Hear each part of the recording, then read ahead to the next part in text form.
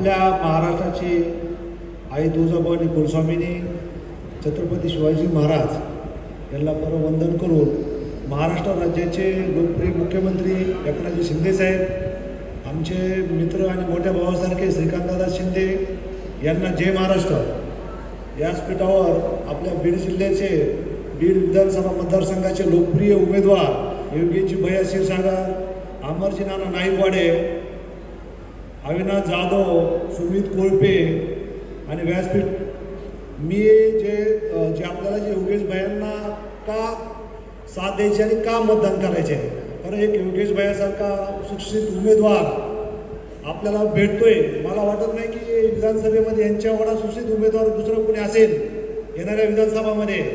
आणि बीडचा जर आपल्याला जर काही विकास करायचा असेल, एक तुम्हाला सांगायचं तात्पर्य झालं तर आज भैया ज्या पोझिशनला आहेत त्या व्यक्तीला आमदार व्हायची पण आवश्यकता नाही.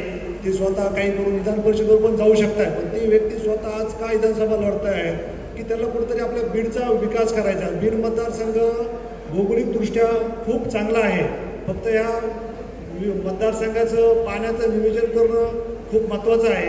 आणि भैया मी तुम्हाला जे तुमच्यासोबत काम करतोय, तुम्हाला हे पाण्याचं जे नियोजन करण्यासाठी तुमची मला गरज लागणार आहे, म्हणून मी तुमच्यासोबत आज काम करतोय. आणि तुमच्यासारखा म्हणजे उच्च शिक्षित उमेदवार आणि काहीतरी विजन आहे तुमच्याकडं, म्हणून आम्ही तुमच्यासोबत आज आहोत. आणि आज आपल्याला एक एक उमेदवार शिंदेसाहेबाला महत्त्वाचा आहे. जर शिंदेसाहेब जर परत मुख्यमंत्री जर बनवायचे असतील तर योगेश भैया क्षीरसागरनं आपल्याला निवडून आणल्याशिवाय पर्याय नाही. आजची परिस्थिती तुम्हाला माहिती आहे की बीडमध्ये आपल्या सगळ्यात जास्त महत्त्वाचं म्हणजे ऊसतोड जिल्हा म्हणून ओळखला जातो. त्या जिल्ह्यामध्ये आपल्याकडं औद्योगिक क्षेत्र नाही आहे. ते जर औद्योगिक क्षेत्र जर निर्माण करायचं असेल तर आज योगेश भैयाचे, उदय सामंत साहेबाचे काय संबंध आहेत मला माहिती आहेत.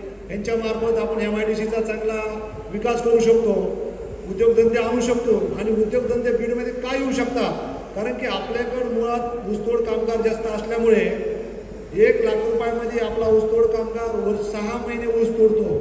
तर त्या बीडमध्ये आपल्या कामगारची संख्या खूप आहे आणि कमी पैशामध्ये आपले लोक काम करू शकतात. त्याच्यामुळं बीडमध्ये औद्योगिक क्षेत्र लवकर झपाट्याने विकसित होऊ शकतं, पण ते माणसांचं विजन पाहिजे.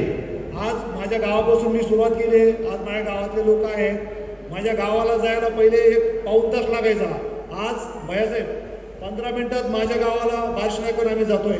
गावातले रस्ते आहेत, आज पांदन रस्ते आहेत, लोकांना जायला रस्ता सुद्धा नव्हता, तो रस्ता मी 20 फुटाचे सिमेंट रस्ते केले. आज माझ्या गावाला पाण्याची परिस्थिती बिकट आहे, पण आजची परिस्थिती तशी आहे तशी माझ्या गावची परिस्थिती मी 1 वर्षानंतर जसं पावसाळ्यात आहे तसं मी उन्हाळ्यात असणार. आणि इमामपूर एक हे मॉडेल ते महाराष्ट्रात मॉडेल म्हणून तयार करणार आहे. ते मॉडेल तयार करण्यासाठी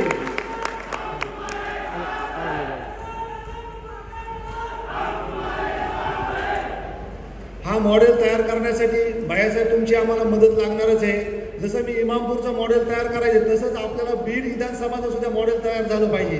आणि हे मॉडेल तयार करण्यासाठी फक्त आपल्याकडे 5 वर्षे खूप जास्त होत आहेत. 5 वर्षामध्ये भैयासाहेब आपण जर दोघांनी मिळून काम केलं तर 100% आपण गावाचा आणि मतदारसंघाचा काय अपलोड करू शकतो. दुसरी आता अमरनाना बोलले, काही लोक टक्केवारी घेत आहेत. मला तुमच्यावर 100% विश्वास आहे की तुम्ही कुठल्याही कार्यकर्ते कुठल्याही कामामध्ये टक्केवारी घेणार नाहीत आणि काम व्यवस्थितरित्या करून घेतात, हा माझा विश्वास आहे. आज मला पण या गोष्टीचं वाईट वाटतं. मी आज शिंदेसाहेबासोबत आहे. आज पातळी शेवगाचं उदाहरण दिलं तिथं मी आज CM साहेबाकडून मोनिकाताई राजळे असतील त्यांना 200 कोटी रुपयाची पाणीपुरवठा योजना मी साहेबाकडून घेऊन दिली. आज आपल्या बीडमध्ये पाण्याची काय बिकट अवस्था आहे. जर भैया आमदार झाले, CM साहेब जर परत एकनाथ साहेब मुख्यमंत्री झाले तर बीडचा पाण्याचा सुद्धा आपण प्रश्न कायापालट करू शकतो.